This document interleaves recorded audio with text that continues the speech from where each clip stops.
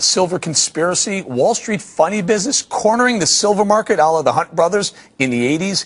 Maybe, or so claims my next guest, William Cohen, author of the book Money and Power, and joining the panel is Democratic strategist Carl Jeffers. Welcome, guys. Go ahead, sir. Okay, so silver's up.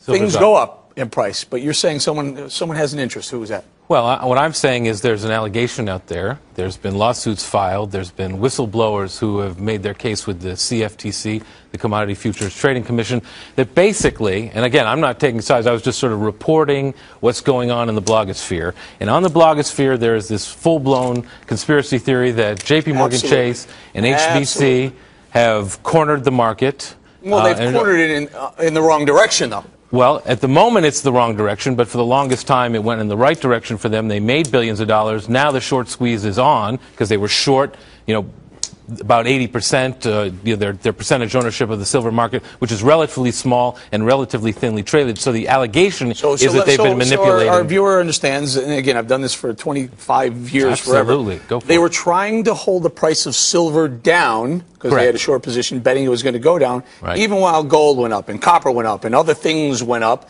Other commodities have been going through the roof. Making billions of dollars while it was down. But now the tables are turning on them. But only after, a year ago, a whistleblower, a trader in London, came along and started sending emails to the CFTC in Washington saying, you've got to look into this. Again, I'm just being reportorial what's wrong with here. Putting a massive bet on the direction of a silver market? Well, nothing, but there are position limits that the... Did they exceed them? Right now, as of the Dodd-Frank law, they do exceed them, and it's the CFTC's job... That thing was signed into law probably after this whole thing was going down. Even now, with it signed into law, they do exceed the position limits. They have been given waivers at this point, so they're not in any violation of anything. The point is that I made in this article is that the CFTC has been investigating this for over 2.5 years. So on the one side, you've got JP Morgan Chase and HSBC saying, hey, we're just taking a short position because that's the direction we believe it to go. And on the other side are all these holders on the long side who believe that they're manipulating the market by releasing little bits of silver here and there because they're so big and powerful and the market is so small. And the CFTC has been investigating and no report yet. Here's my question, William. Yes. What if this was the gasoline market and they kept the much price bigger, of gasoline much bigger, low, though? We wouldn't be hearing Well, we wouldn't be hearing the traders saying, oh, by the way, I want my gasoline prices much higher. Well, you're doing...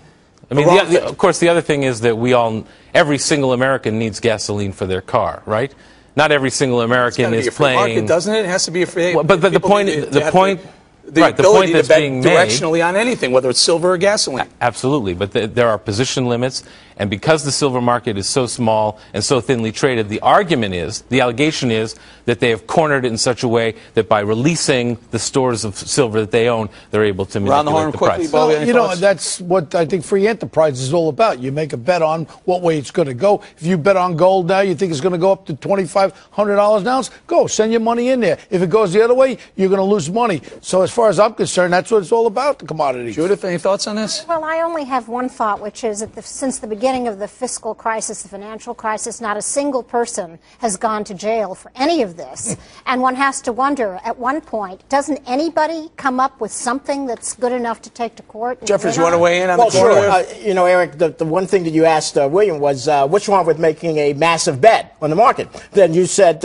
in response correctly, there's nothing wrong with it. However, where the problem is if that massive bet is part of what is considered to be an overall conspiracy to manipulate the market, and if you can prove that, then Jeffers, in fact it is very, very, in fact... Do you know how smart you are? Do you understand how smart you are? I think that's quite well established at this point. You know why you're smart? Because it wasn't one group. It wasn't just JP Morgan. That's right. If there was collusion between Morgan and the bank, HSBC, that's right. Then you have conspiracy. And the fact is that's smart. That when the Hunt brothers did this in the 70s and 80s, let's remember that ultimately they were forced to declare bankruptcy because in the end, and if Mr. Cohen is right about this, in the end, the justice will prevail in terms of the exposure and the investigation, and ultimately those same economic risk will turn into be an economic disaster for the players. Last thought, sir? Well, I think what I'm merely saying is let's have the CFTC's report, which has investigated this for 2.5 years.